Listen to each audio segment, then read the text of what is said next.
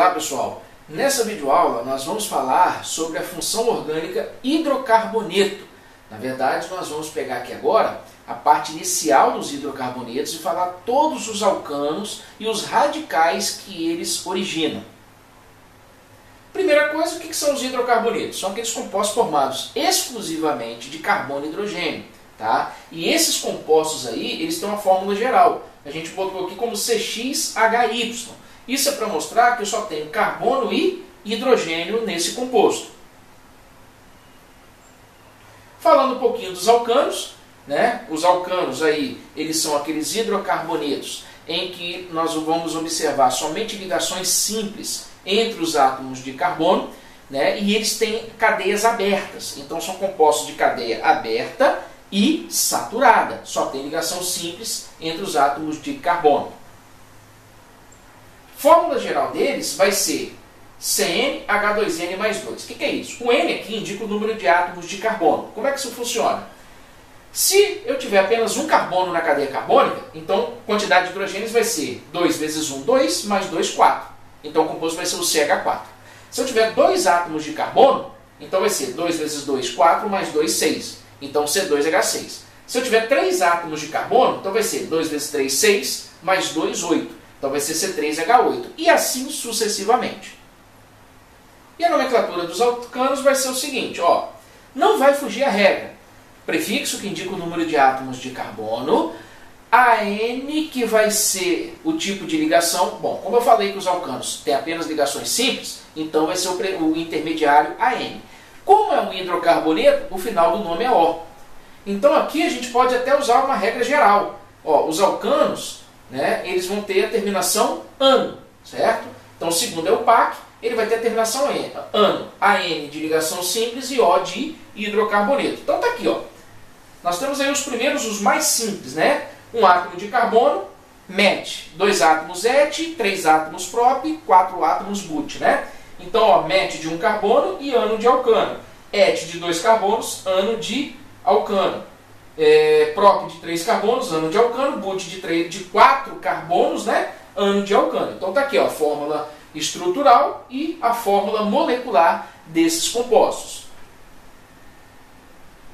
Ainda na nomenclatura, e os ramificados, ou seja, aqueles compostos que têm ramificação, que apresentam radicais. Então agora eu começo a ter o seguinte, eu vou ter que indicar quem é esse radical, né? E dependendo do tamanho da cadeia, como eu havia falado lá numa videoaula, né, anterior, sobre a fase inicial lá de nomenclatura, dependendo do tamanho da cadeia, eu vou ter que indicar a posição desse radical. Então nós vamos ver aqui como é que eu faço para numerar uma cadeia carbônica, né? Então olha só, os alcanos ramificados, eles vão ter ramificações, radicais. Esses radicais, eles recebem a terminação -il, tá? E eles são chamados de radicais alquil ou alquila. Isso se eles são derivados dos alcanos. Então os alcanos, por exemplo, o metano, ele pode gerar o radical metil, o etano pode gerar radical etil, o propano radical propil e o butano radical butil, tá? E assim por diante, assim sucessivamente. Então a gente tem os radicais. Então tá aqui, ó, metano metil, etano etil, o propano propil, tá? O butano butil. Só que nós vamos ver que tem outros tipos de propil e outro tipo de butil. Ó, então nós temos aí, ó, no caso do etil e metil, né? Metil 1 carbono, etil 2, não tem problema. Então isso aí não precisa, não tem diferença. Agora, quando tiver o radical propil, se a ligação do radical com a cadeia se der pelo carbono da ponta, ele é só propil ou N-propil. Se a ligação do radical com a cadeia se der pelo carbono do meio, então é radical isopropil. No caso aqui com 4 carbonos é radical butil. Então aqui, ó, nessa estrutura que eu tenho um carbono terciário e a ligação está no carbono da ponta, ele é um isobutil. Se eu tenho o radical butil com 4 carbonos numa estrutura linear, né, que só tem carbono primário e secundário aqui no radical. Então, e se ligar aqui pelo carbono secundário, né, ou pelo segundo carbono, ele é um sec-butil ou S-butil. Se ele tivesse na ponta, seria um radical butil simplesmente ou N-butil. E quando eu tenho aquela mesma estrutura lá, porém a ligação está no carbono do meio, que seria um carbono terciário aqui do radical, então aqui eu vou ter um radical terquibutil ou tércio-butil ou ainda T-butil. O mais comum de se escrever é terquibutil. E aí, ó, como é que eu vou fazer? Por exemplo, aquele composto ali é ramificado. Eu tenho uma cadeia carbônica, né, que a gente chamou ali de principal, que são os 3 átomos de carbono, e tem uma ramificação. Está ali, ó, que é o CH3.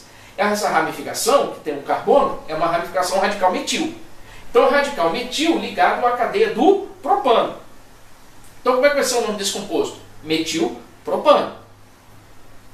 Agora, se eu tiver uma cadeia maior, esse radical metil, ó, aqui ele está ligado no carbono 2. Não é isso? Está aqui, ó, no carbono 2. Agora, ele poderia estar ligado no carbono 3, ele poderia estar ligado no carbono 4, ele poderia estar ligado no carbono 5, ele poderia estar ligado no carbono 6. Né? Lembrando que a posição 6 aqui é igual à posição 2. Isso acontece porque é o seguinte: quando a cadeia é grande, eu vou ter que numerar a cadeia para indicar a posição do radical. E a numeração tem uma regra. A numeração ela sempre tem que partir da extremidade mais próxima do radical. Ainda estamos falando de alcanos, né? São hidrocarbonetos com ligação simples apenas. Então nós vamos parar por aqui, né? Depois eu falo da outra regra. Então a numeração tem que começar sempre da extremidade mais próxima do radical. A extremidade mais próxima é lá. Se esse radical que está ali no carbono 2 estivesse aqui, ó, que a gente chamou de 6, a numeração começaria aqui da direita. Então, continuaria no carbono 2. Ok? Então, esse composto aqui, ó, no carbono 2 tem um radical metil. E a cadeia é do heptano, porque são 7 carbonos com ligação simples. Não é isso? Então, ele é o 2-metilheptano. Aí você fala assim, professor, mas eu não posso colocar metilheptano não? Não, porque ele poderia estar no carbono 2, poderia estar no carbono 3 ou poderia estar no carbono 4. Então eu tenho que indicar.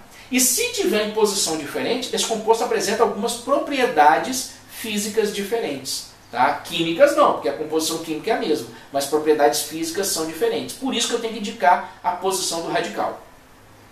Aí, ó, ainda na nomenclatura, ó, um outro composto aí. Tá vendo? Eu tenho o mesmo composto heptano. Só que o radical saiu agora do segundo carbono e passou para o terceiro.